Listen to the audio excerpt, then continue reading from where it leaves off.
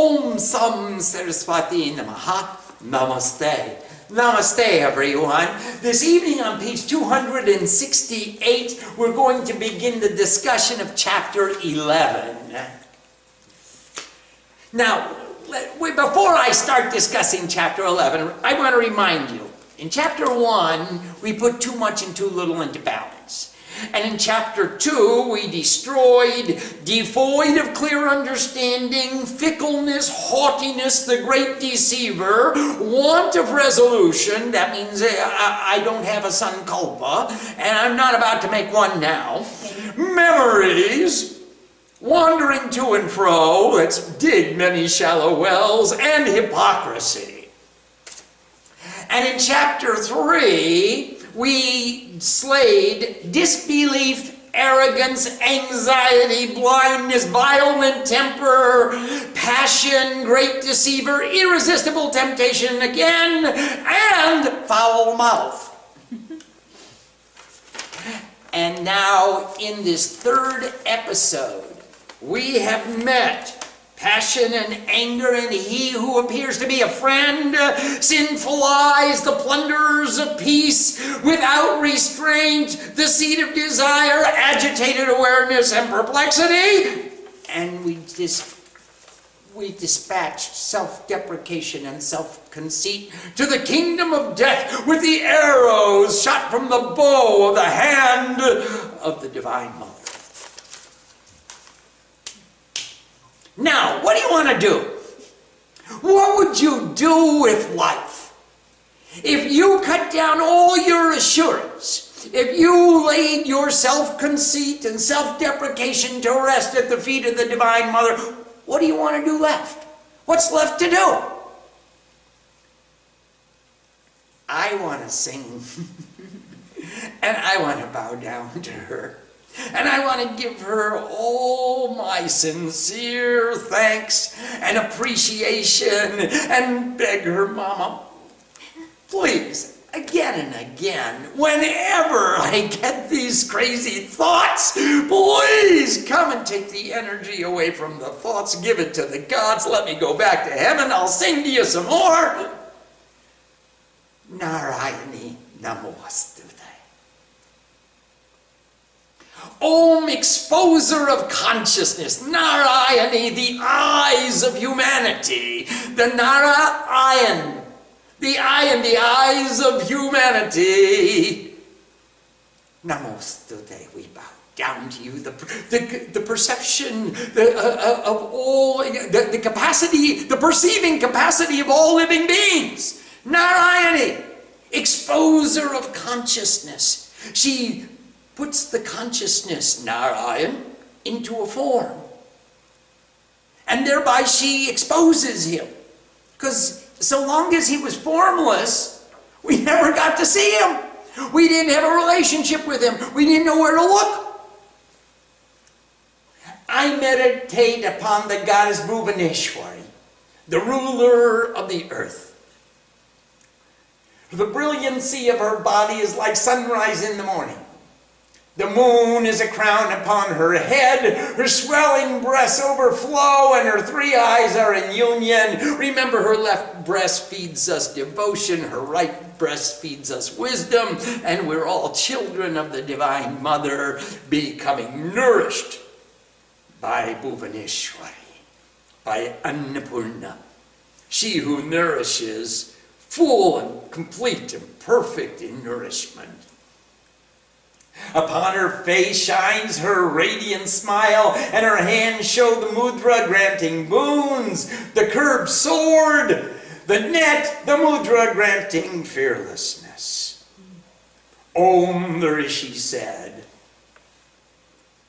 When the great Lord of Thought was slain by the goddess, the gods, with the rule of the pure, led by the light of meditation, illuminating the quarters with their cheerful faces because of the fulfillment of their desire, praised the ever pure one.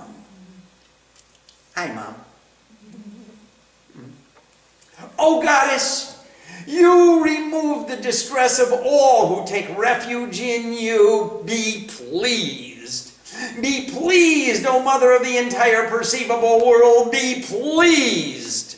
O Supreme of the universe, protect the universe. And we kids, we're part of the universe. You can protect us too it's a package deal. You can't just protect the universe without protecting me. Because I'm part of the universe. So you got to protect us all. Oh Goddess, you are supreme over all that moves and does not move. So Cha-da-cha. You're the goddess above us all. Because you exist as the intrinsic nature of the earth, you alone are the sole support of the material world. O Goddess of unchallengeable valor, you reside as the intrinsic nature of water. Can you think of the intrinsic nature of water? It always is in balance, it's always level, it's always in equilibrium, it always nourishes, it always lubricates, it always cleanses, and it always assumes the form of its container. You are the intrinsic nature of water. That's some good stuff. Whereby you gratify this all, none of us can live without water, earth, water, fire, air, and ether. You got to have the water in order to have the others. You are the energy of the consciousness that pervades all of infinite valor, the seat of the universe, that which is beyond limitation. By you, O Goddess, all is deluded by attachment. And if you are gracious, you are the cause of liberation in this world. Note, please, we don't get liberation from this world. We get liberation in this world. Do you know who wants to be free? Someone who feels that they're bound. Someone who doesn't feel bondage in any way doesn't have any use for freedom. Only we who feel ourselves to be bound are searching for liberation from the bonds that bind us. So you are the cause of liberation in this world. O Goddess, all that is knowable are your various distinctions, and all women in the world reflect your capacity entirely. You are Mahamaya, and they are Chotamaya. They all reflect your capacity entirely. By you, O Mother, this world is filled. For you who are beyond praise, how can we sing of your glory?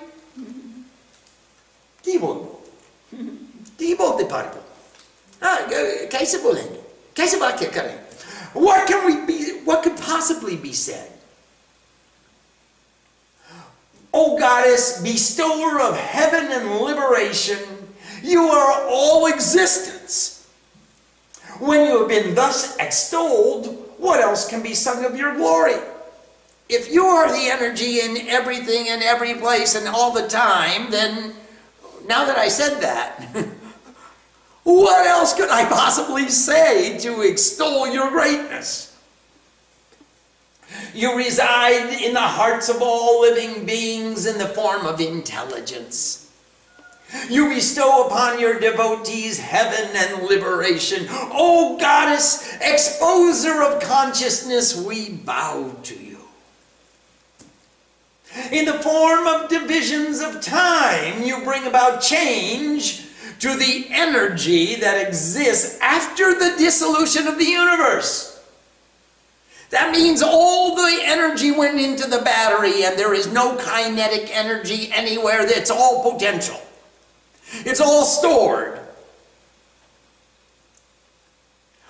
After the dissolution of the universe, nothing is manifest.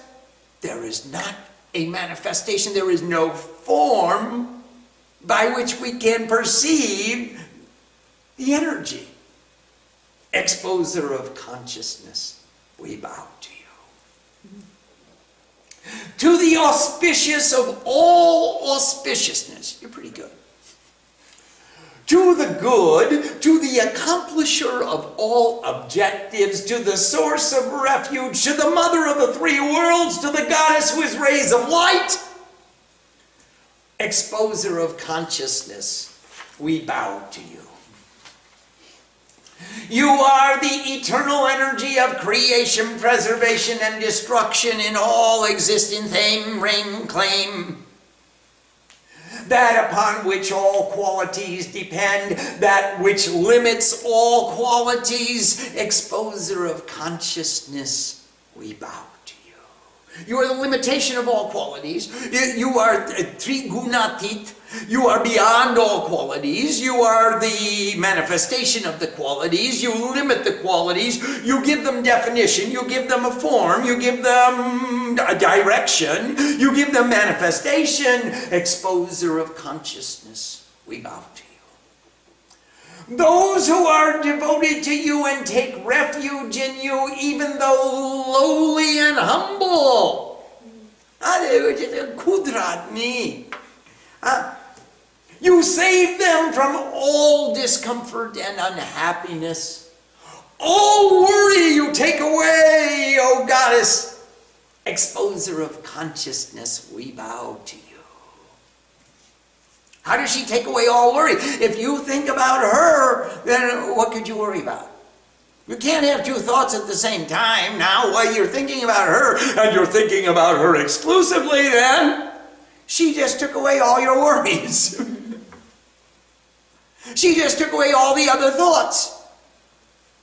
So she is the accomplisher of all objectives. She takes away all the worries.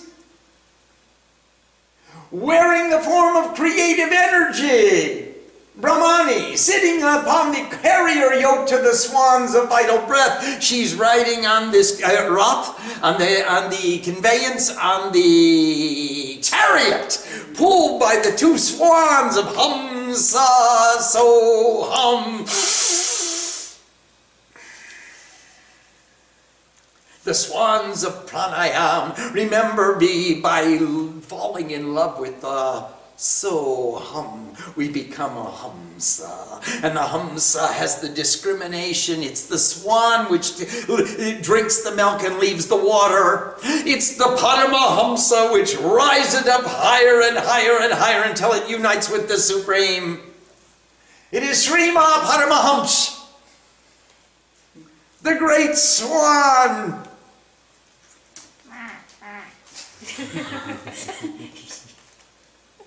Sprinkling water with the sanctity of kusha grass. She takes her kusha grass and she puts it into her conch shell, into her samanya arga or bishesh arga, and she takes the kusha grass and she goes amritam guru swaha, amritam guru swaha, amritam guru swaha. We lazy sadhus use a flower.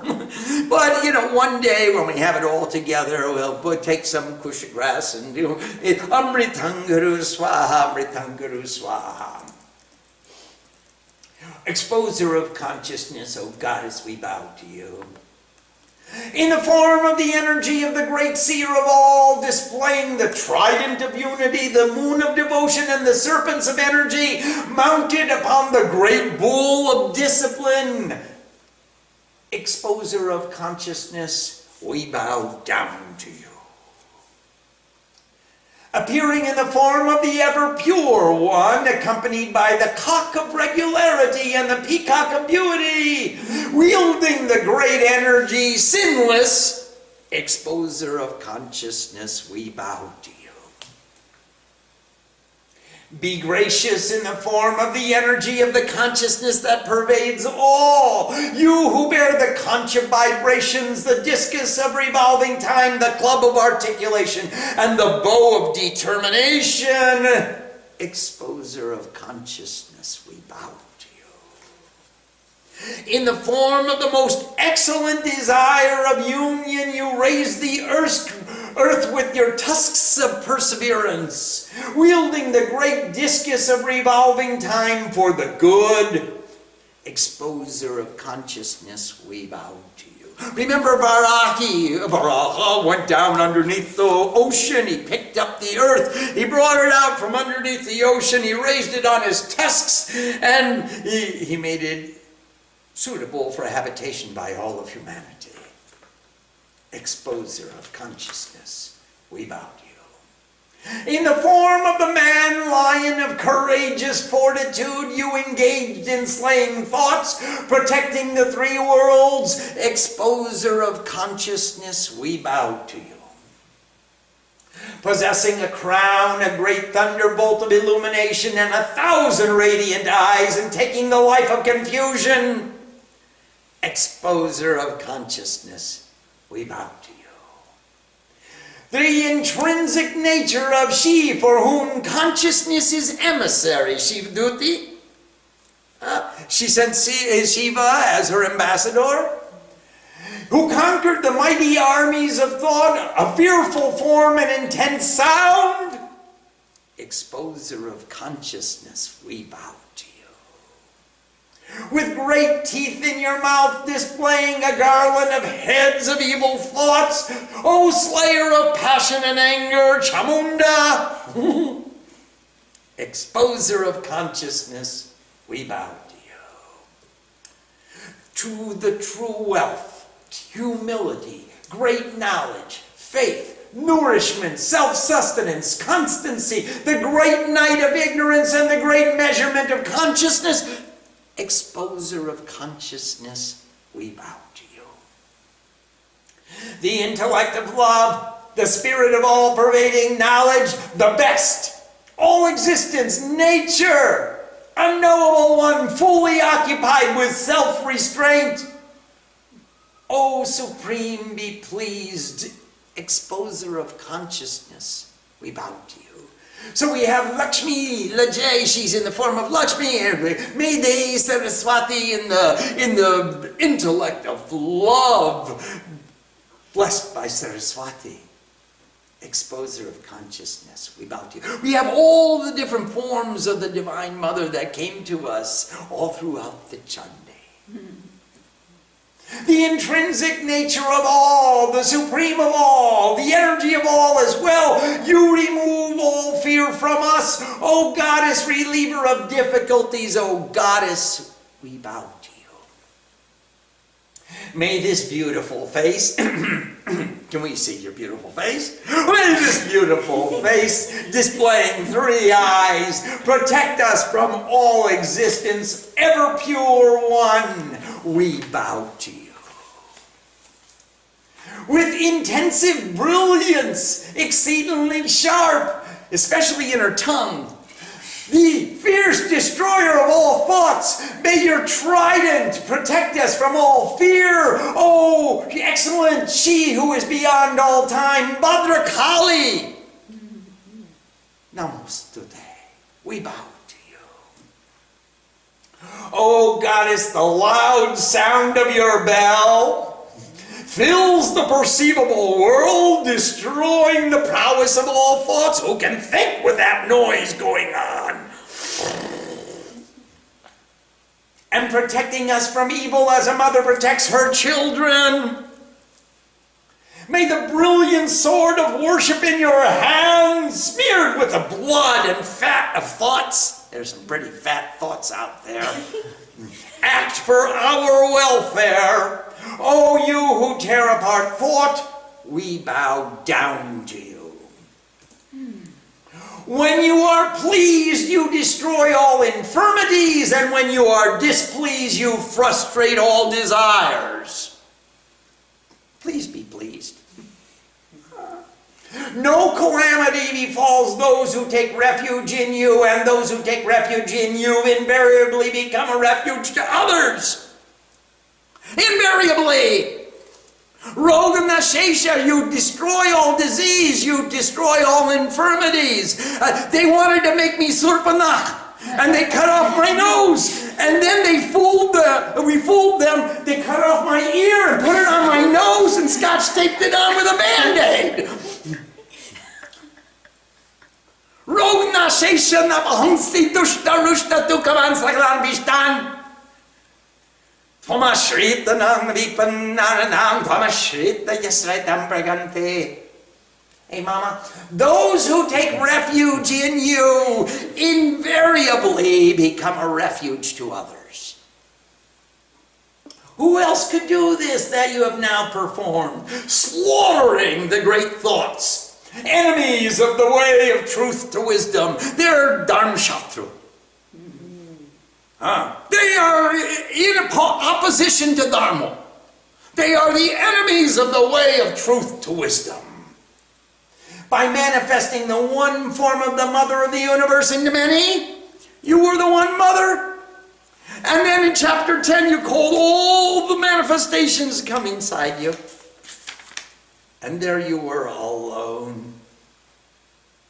Who other than you is spoken of in knowledge, in scriptures, in discourses, in all sound, as the light of discrimination? Is there any other light of discrimination other than the Divine Mother?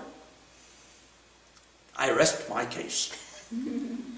Where there are demons of confused thoughts, serpents of dreadful poison, where there are foes and mighty hosts of robbers, where there is a great conflagration in the midst of the sea of objects and their relationships, you stand and save the universe. The robbers, the thieves that we met in the Rigvedoktam, Ratri Shuktam, the wolves, Kam, Krodh, Lobh, Moh, Moda, Matsarya, anger and passion and greed and ignorance and attachment and jealousy. Wherever they are, those thieves, those foes, those mighty hosts of robbers, there you stand to save the universe. You are the sovereign of the universe. You protect the universe, the soul of the universe. You support the universe. Those who bow to you with devotion become the refuge of the universe. O Goddess, please be pleased. As you have just now saved us by slaying thoughts, in like manner, always save us from fear of foes, eradicate all evil from all the worlds, as well as all confusion and disturbance. Please. Pretty please. pretty please, with sugar and candy on top. Thank you. O Goddess, remover of the sufferings and calamities of the universe, be gracious to us who bow down to you. We are bowing down to you so you could be gracious to us. That's kripa. What we're doing is what we're going to get. We're bowing down to you. You got to give the blessing. You who are worthy of praise by the inhabitants of the three worlds, grant the best to all the worlds. The goddess said, all right, guys, what do you want? I'm happy to hear all this poetry and all your singing and all your bowing down and all your humbling yourselves before me. Now, what's the bottom line? What's this going to cost me? Oh, gods, I shall give you a blessing. Whatever blessing be your mind's desire for the benefit of the world, that blessing I certainly will give. And the god said, O Spirit of the Supreme Sovereign, terminate all disturbance in the three worlds. Well, I mean, if you're going to go for it, go for it. Don't hesitate. Don't hold back on my account. If you terminate every disturbance in the body and the mind and the soul, on the earth and the heavens and the atmosphere, terminate all disturbance, all disruption. Remove from us all hostility. Rupam dehi, jayam dehi, yasho dehi, dvisho jahi. And goddess said, okay, tatastha. In the 14th part of a day of the infinite ruled by the universal light. Okay, now here we have in the Manvantara, Remember, there were 14 Manvantaras. The 14 Manvantaras make one day of Brahma. In the 14th part of the Manvantara, in the one that's ruled by Vaivashvat, by the one who radiates the universal light. In the 28th period for manifestation, two great thoughts, self-conceit and self-deprecation, will manifest again. Uh-oh. They're coming back. They're coming to take me away. They're coming to take me away. And then I shall be born from the womb of welfare in the house of the guardian of delight. The womb of welfare is Yashoda. In the house of the guardian of delight is Nanda Gopal.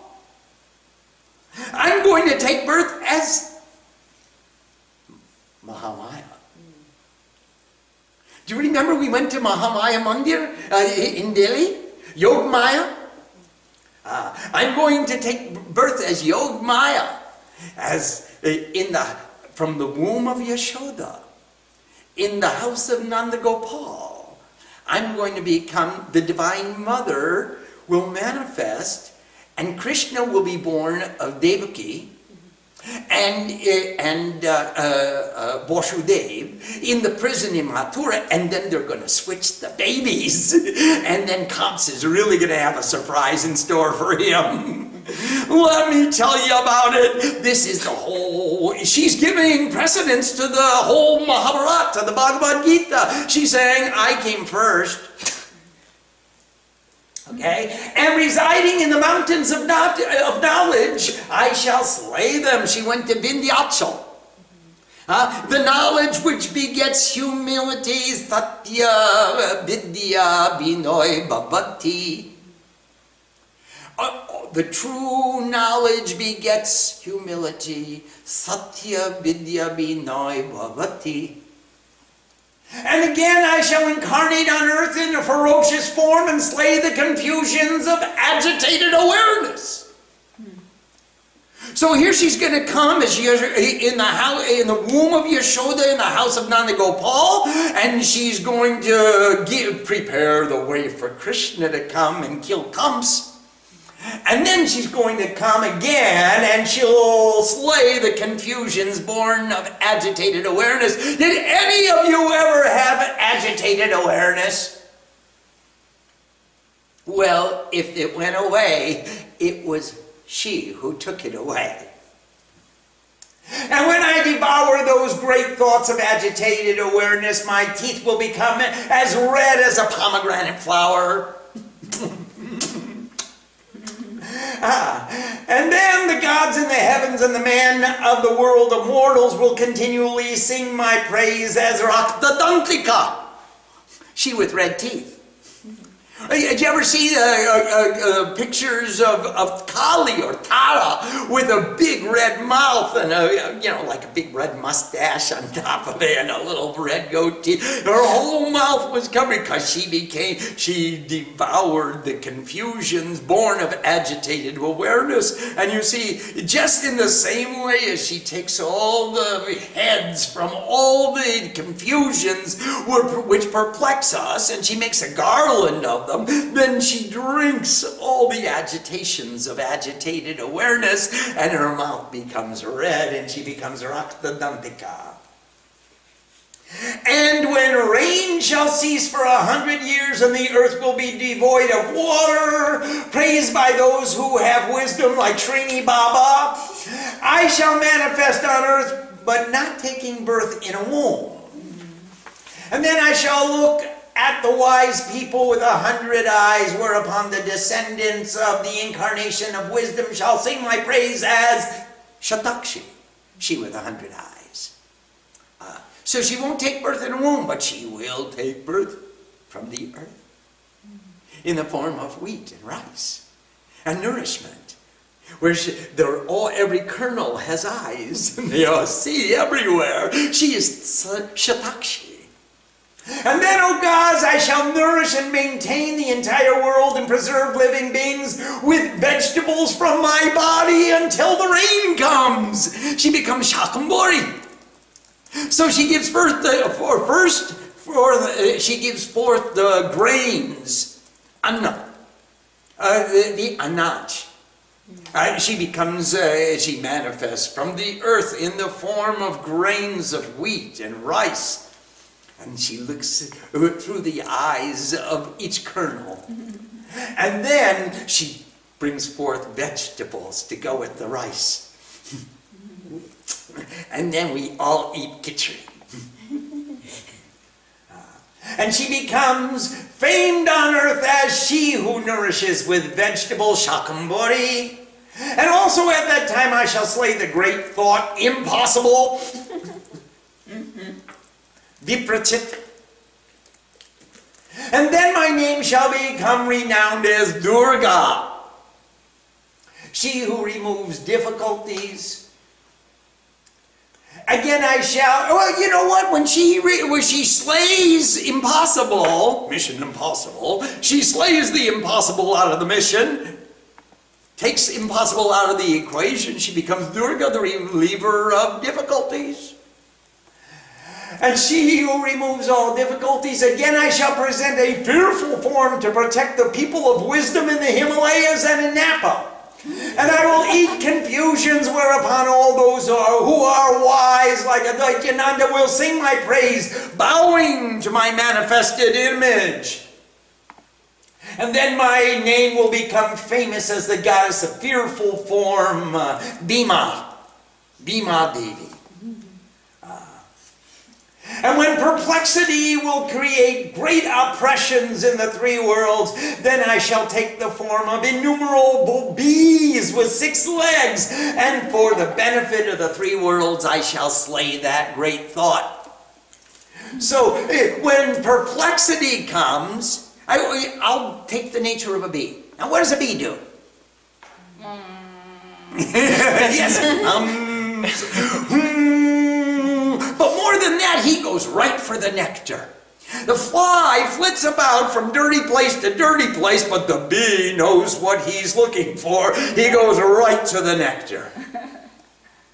The bee doesn't waste any time at all flitting, and flies sit in the garbage, and they sit in the poop, and they sit in the garbage can, and they go all the dirty places, and bees go right for the flowers that are yellow and red and exuding the nectar of immortal bliss.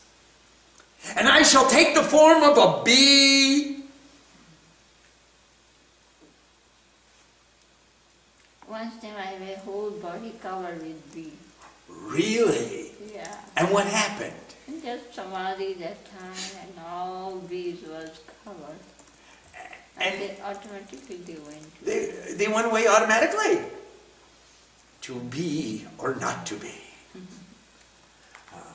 And I shall slay that great thought for the benefit of the three worlds. And then everywhere people will offer me praise as she who has a bee-like nature, that's Brahmorti.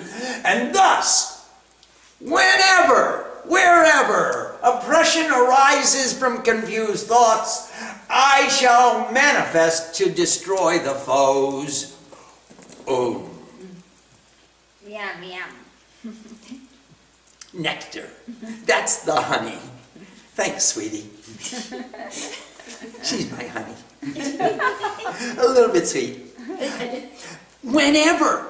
Okay, now we sang the praise, we sang her stuti, we Narayani Namostu, we bow down to you, we pay attention to you, we bow down to you, we see you in so many different forms, and we acknowledge your forms, and we give you our respect, and we appreciate your presence in our lives. Now, whenever we have problem, you come. In one form or another, I don't care. Mirabai used to sing to Krishna, I'm going to come back as a fly, and I'm going to sit on your nose. After this, she'll go again dirty place. No. She just sat on his nose and made him... Krishna. And certainly you will think of me when I come in the form of a fly. I don't want you to come as a fly. Okay, I won't. I'll come as a bee. Again and again she will come, and she will illuminate the divinity within us all, and she'll take away our every adversity. That's her boon to us. Om Sam Saraswati Namaha. Namaste. Jai Ma. Jai Ma. Let's see if there are questions. I imagine there may be a few. We have a question from Sadatmananda in Washington. Namaste, Sadatmananda. Namaste. All women reflect her capacity entirely. Absolutely. Could you explain this verse? No. Maybe every woman is Divine Mother in a Vedantic sense, but I don't see it in every woman I see. You hang out with the wrong crowd. They are not women. No, they are women, and they have the capacity to attract the minds of their worshipers. And they have the capacity to thrust them into the Maya, the whirlpool of Maya, and make them attached. And in that attachment, they forget discrimination.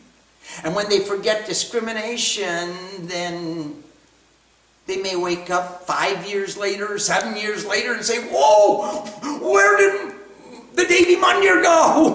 Why am I not sitting with Mom and Swamiji? They could say, they could just wake up. All women in the world have that capacity entirely. And it's not just women, because boys have some capacity too, but women have more. The reason it's called as all women is because they are the Prakriti. They are the nature. And the intrinsic nature is to define individual existence, and the definition of individual existence creates duality. And that duality creates attachment. And that attachment thrusts us into the ignorance of attachment, of duality. And that's why it said all women in the world reflect that capacity entirely. We have a question from Nanda in San Jose. Namaste, Nandama. Namaste. If Kripa is that we will get what we give, how do we explain situations where we are treated unfairly? Well, sometime we must have given something that we didn't want to get, because then we wouldn't feel it was unfair. It's unfair when it happens to me. But when it happens to somebody else, well, that's their karma. What shall I do? We have a question from Vish. Namaste, Vishweshwar. Namaste. Ma says that she creates every circumstance for her devotees in order for the ego to pop up so she can cut it off. Can you She said that? Wait a minute here. Where did she say that? You show me the chapter and verse. She didn't say that. Anyway, go on. Can you comment on this? I sure can. She never said that. You're putting words in her mouth. She does create the circumstances, and the ego itself struggles to get the energy away from the Divine Mother, away from the gods. The ego is always trying to take away the energy from the gods and usurp that authority for himself. Just like in chapter 2, in chapter 5, where the great ego went up to heaven, he kicked Indra out of heaven as the king of heaven, and he took over the authority of all the gods. It's all mine. Just as in chapter 5, self-conceit and self-deprecation took over the sacrifice and said, all the offerings come to me. Everyone who does anything does it for me. I'm certainly the most conceited person in the universe. And I have every right to be that way. Now that Russian president is thinking that? Yeah, he is. He is. But let's leave politics out of this. Remember the politics, poly means many, and tix means organization, and politics is the organization of the many, and we are not here to organize the many, we are here to organize the few. Me, myself, and I. If I can gain from this understanding, well, then my purpose is fulfilled, and I hope all of you are equally selfish. Try to fix ourselves. The world will take care of itself. When they see your example, when you come down from the top of the mountain and radiate your light, then certainly they will wish to change their behavior. You can go and tell them and preach them the gospel and give them the good news and tell them how the ways of the world and the wrongs they are committing, no one will listen. The seeds will fall on the hard stones and shrivel up. Yes, please. We have a question from Laura in Vermont. Namaste, Laura in Vermont. Thank you so much for putting that as your last name. What is the time frame for Raktadantika? Is there any chance we'll get to see this lady soon? Oh, in about 15 minutes. Just after class, she'll be coming to the temple, and she will nourish you with vegetables. She will eat all of your confusions, born of agitated awareness, and then we're going to have a big dinner. We all get to partake. Laura, there's no time. The past, present, and future, and Nitya Karma, remember those are the 4 times. The past is a present recollection. The future is a present memory. A present projection. The past is a memory. The future is a projection. The present is the reality.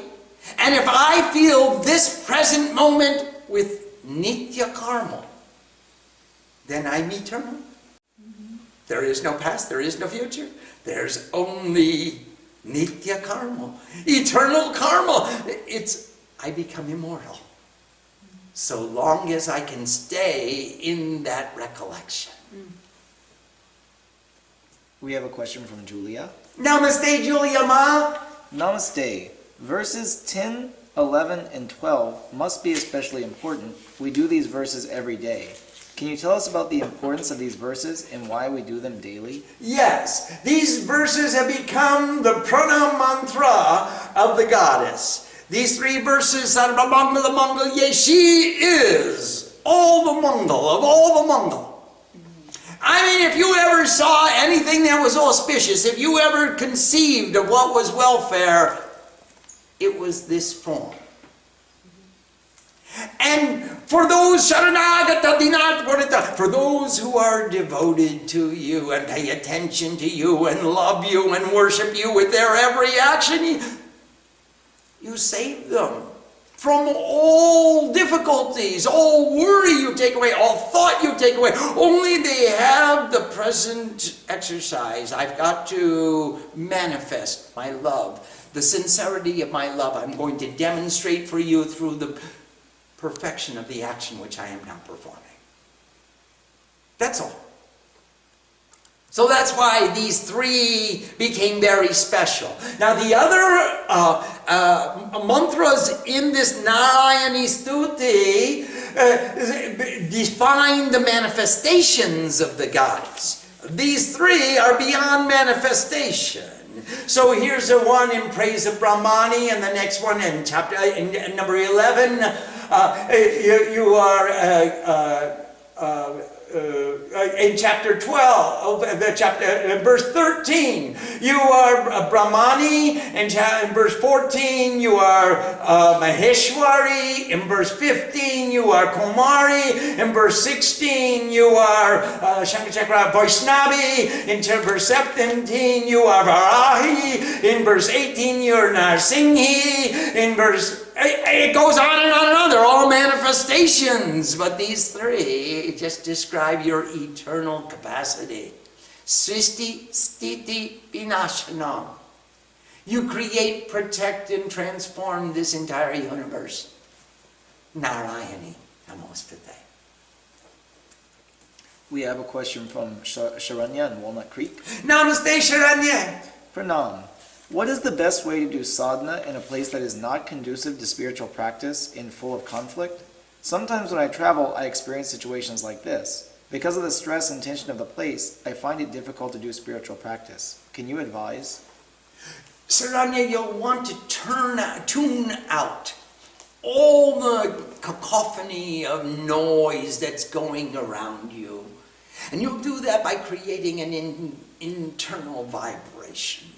And your vibration will be so strong and it'll create such a center for you that you will maintain your center even in the midst of confusion. We saw in this Narayani Stuti that in the midst of the ocean of objects and relationships, she stands blessing the world. If she can do it and all women in the world reflect her capacity entirely, get with a program. G.O.D. Go on duty. You can do it too. Just get so strong. Now, one thing you can do is listen to the nod. Listen to the internal sound. It's not important what comes out of your mouth. It's what's important to what you are hearing inside. So if you create that spandana, that vibration, that inner nod, so when you recite these verses, then the Nad Shakti takes over and you feel it inside and you can understand, you tune out the outside. Like,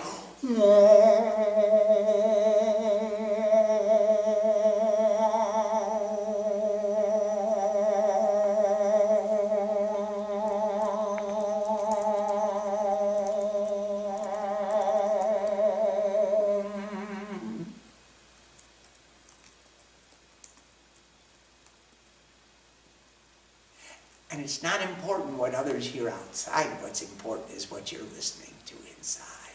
You'll go to a space inside the center where the outside disappears. So you can recite the entire text in that Nad vibration.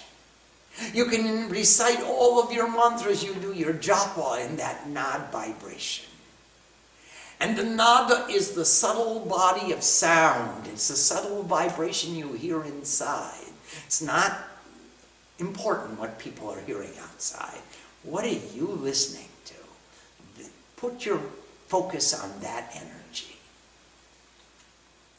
We have a question from Ek Atmananda. Namaste, Ekatma. Hi!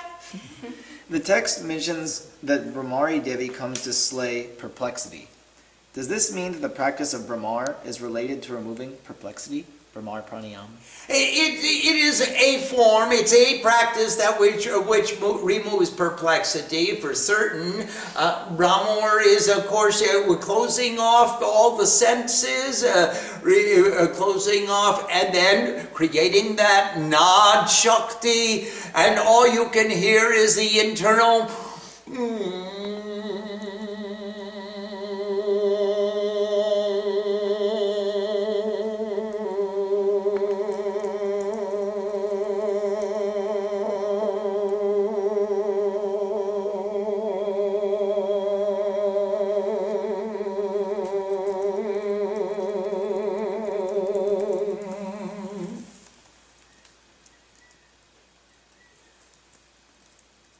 and when you close off all the senses and listen to the hum of sound and the vibration of the bees inside, then perplexity certainly meets his demise.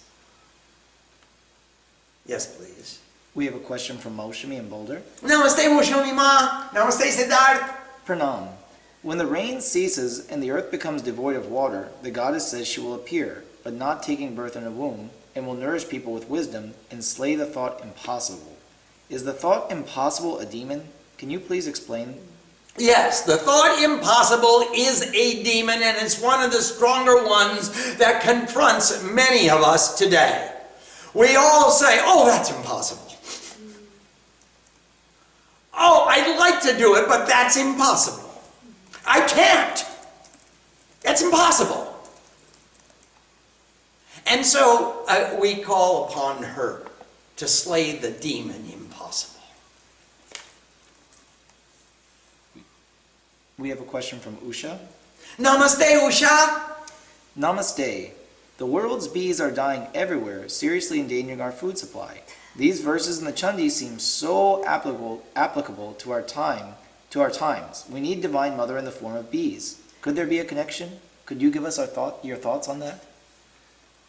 Well, I don't know. I'm not a beekeeper, so I can't tell you. I do like honey, and I like my sweetie, but I'm not a keeper of bees. So I really don't know about the population of bees. But I can tell you that the Chandi Path, every word, every syllable is valuable, past, present, and future. It's a scripture, and the gurus handed it down to the disciples for thousands of years, saying, learn this stuff, study this, practice this. And I believe they had a reason for doing it. I believe that there was some inner meaning, that there's something wonderful that we can get from the study of the Chandi. I feel it every time I open the book. So in keeping with that tradition, I'm trying to pass it on. And you can read into it the history, you can read into it the sociology, you can read into it the politics, you can read into it the art, you can read into it the literature, you can read in the grammar, you can study the ucharan, the vyakaran, the itihas, sahitya. You look at it any way you want to. But I personally am looking for ways that I can make myself a better person because of having this knowledge. I want to control my impulses. So I don't lash out at people, I invite people in.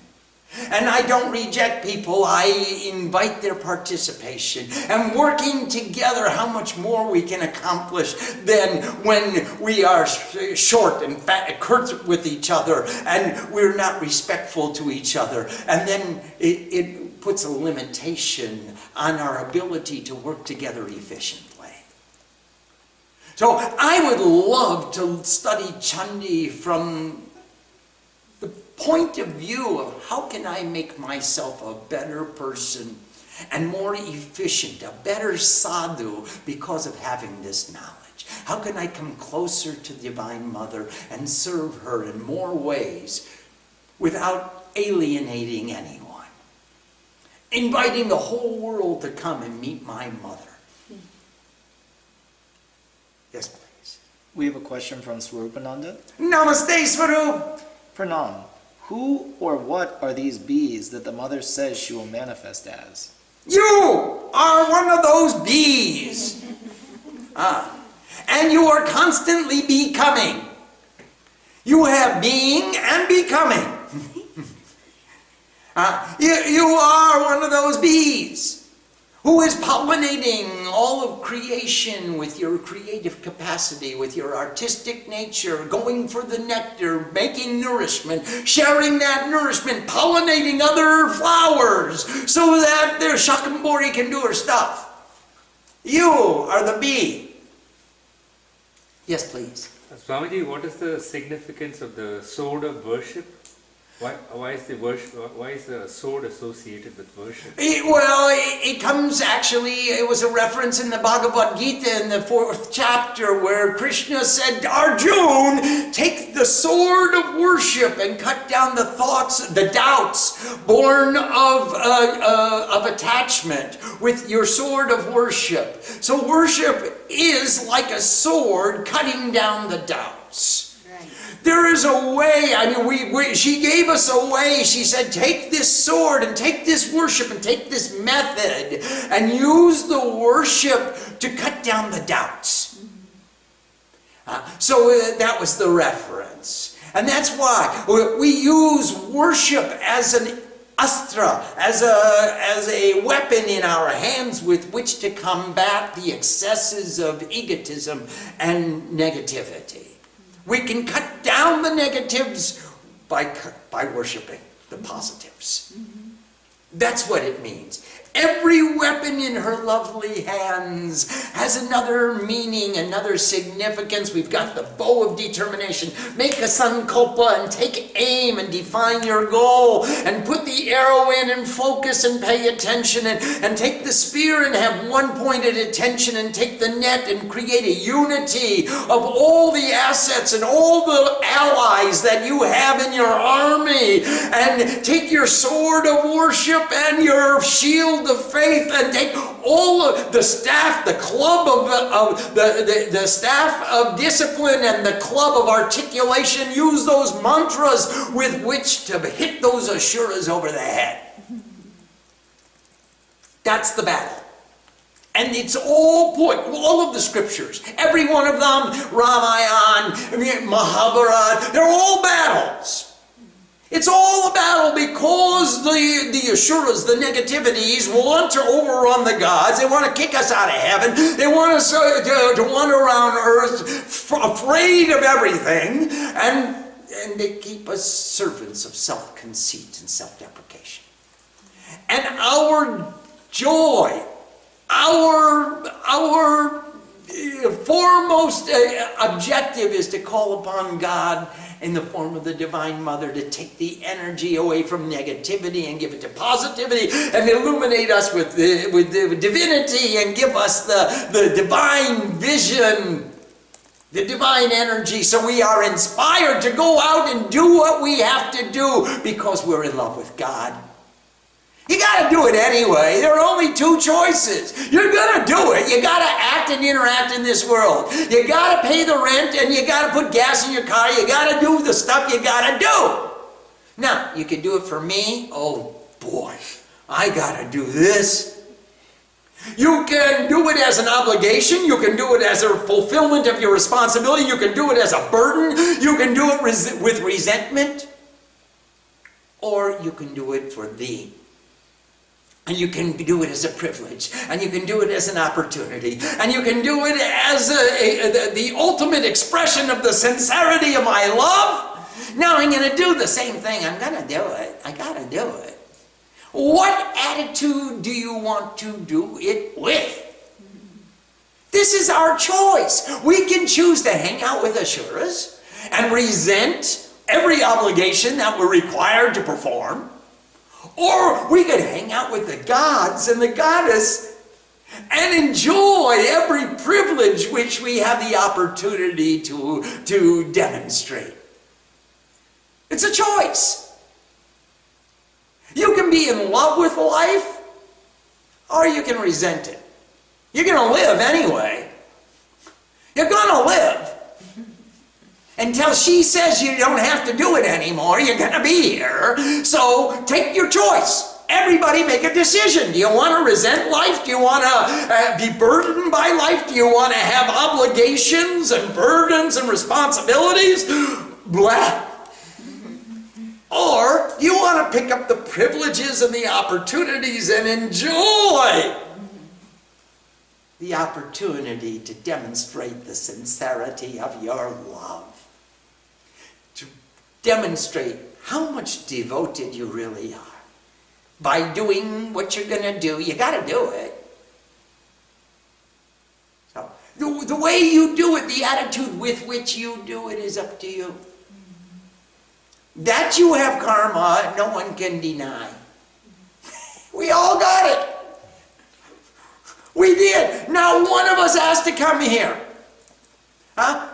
God said, okay, your turn to go. Go take birth in that womb. Climb into that lady's belly and come out the other end. Nobody, not one of us said, okay, I'm ready to go. Take me, take me. No. We got it. We were sitting up there in heaven saying, oh my God, I got to go down there again. And God came and gave the order, go down there.